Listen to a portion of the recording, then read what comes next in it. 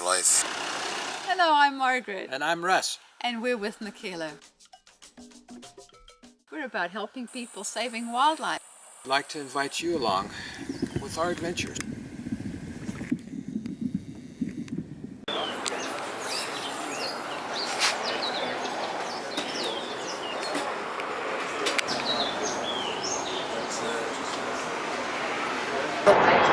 So the leopards are in trouble.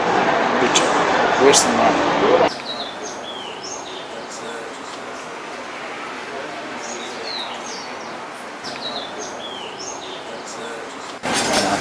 I can go rescue them without permission. Could anyone do that? Or Anybody can do that. That's actually your duty. That's why I really love social media. They protect me because I'm always in trouble with the authorities. I'm not supposed to be. You're one of those guys. Right? Yeah, well, you know what? Unfortunately, I have to do what my heart says I must do. And the law is sometimes twisted, and the animal suffers. The Constitution, they don't really know what's going on out there. So that's how I get away with it a lot of the time. I never used to be like this. I always had permits. And then the law changed. They said that I'm not allowed to rescue animals anymore, leopards. They have to either be shot or euthanized. They said no more permits, you cannot rescue animals. And they don't have that division. So I was doing them a favor for the last 12, 13 years. So I'm the conflict manager between farmer and predator. So I do the education with the farmers. I try and assist them, find other ways instead of shooting the leopard, try and find other ways of them working together or living together with the leopard. The leopard's actually an asset to him. He just doesn't know it. Okay, so tell me how the leopard's an asset. What is it? Because the leopard controls the smaller predators, your jackals, your caracals, and things like that. It keeps those numbers down so they don't overpopulate. And also, you know, it's simple things like keeping horns on cattle. The leopard will never go for the top where the mother's got a horn or got the horns. So what the farmers do, they cut the horns off, so it's useless. They can't protect it. There's so many factors. So I try and educate the farmers over the years. I've said to them, keep your horns on your cattle. I know it's difficult with transporting, but you're breeding good. Keep the horns. But that option, I promise you, it's been hugely successful. And then I've also started this flashing light system. And something so simple as keeping the horns on. So simple. It's a flashing light system. It works on LEDs and little solar panels. I've got a company in Joburg that manufacture them for me. I don't charge a farmer for them, I just give them away. But they obviously cost a lot of money. Really? And yeah, you know, it's not a lot if you look at the whole. But you know, you take that, those leopards that were saved, then could carry on, and they could have cubs. Do you do I know you do the rescue. Do you do any rehab work or? Of course I have to. Of course I have to. You know, the thing is, when a leopard's badly injured, we often get them in snares like this.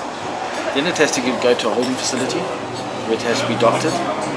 You know, vets have to get involved, and then operations have to be done. So do you do all of that yourself, or you have No, I have to get a registered vet to do it. Yeah. So normally I use Pete Rogers, who's our local vet. We met him a few years ago, didn't we? And he's a legend.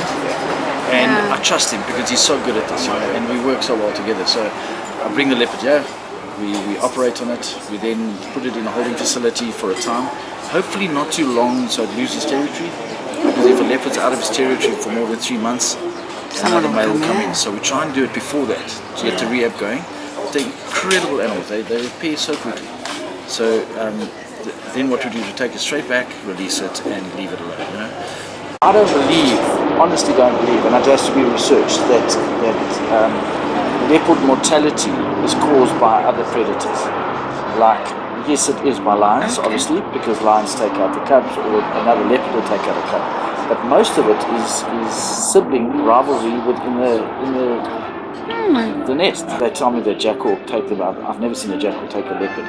Believe me, a jackal will not take a leopard. I've seen myself. It's impossible, because you can't come near that thing. It's like putting a blender on high.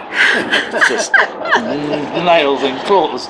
So they are unbelievable hunters. They are so good. And it's a natural instinct. It kicks in, they know where to go, they know what to do. It's unbelievable. And that's the thing I try and tell people. People say, oh, there's a leopard on my farm, he's going to hurt me. I'm going to hurt you. He's going to get away from me. We don't smell good, we taste terrible, and we look even worse. You know, they're not going to go for us. Every time a leopard has got into trouble with humans, it's been human fault. Every single time.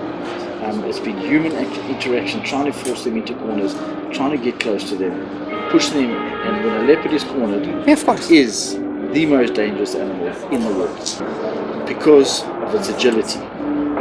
It is so quick, so fast, and it knows exactly what to do with those blades. I worked with a farmer for 6 years in the Waterberg. Rescued 9 leopards out of that farm. The leopard never once took a cow, ever. Never took a calf, never damaged anything. 6 years I worked with this guy. He then shot the leopard. Why? You know, so you After can do all what that- you want. Yeah. But when he wants to shoot it, he'll shoot it. If he gets enough money for it, he'll take it out. And that's the sad part. You know, you can do what you want. It's a culture. Yeah. How do you change that? How do you change that? And you know what the sad part is? The new guy's even worse. The new generation is worse Really? because they want the bigger trophy and they've got more media coverage and it's easier for them. So it's become worse. So what do we do now? You get a law in place. How do you get a law in place when you're in a country that doesn't care? Yeah. Takes individuals one at a time. I say to people, they say to me, so how many leopards do you think you're going to rescue this year? Next one, then I'll think about the next one. Yeah. That's all I can do. Just one at a time. One at a time. Now, when you talk about shooting the leopard, is it usually when they bring hunters in to do that? You see, like this year, they stopped the hunting on leopards. Completely. The CITES was shut down. There's 150 tags, they shut it down. No hunting. But they didn't stop the damage causing permit. So now, the farmer on a telephone call can order a damage causing permit. They don't go out and inspect. They don't have the division. They go and check if the farmer actually is talking the truth. The farmer gets a permit over the phone, costs him 150 rand. He then shoots not one, he just puts out a bait and he shoots whatever leopard comes in. So It's just a decoy, basically. it's of- decoy. yeah. So now, more leopards died this year because the CITES permits were taken away. Don't figure.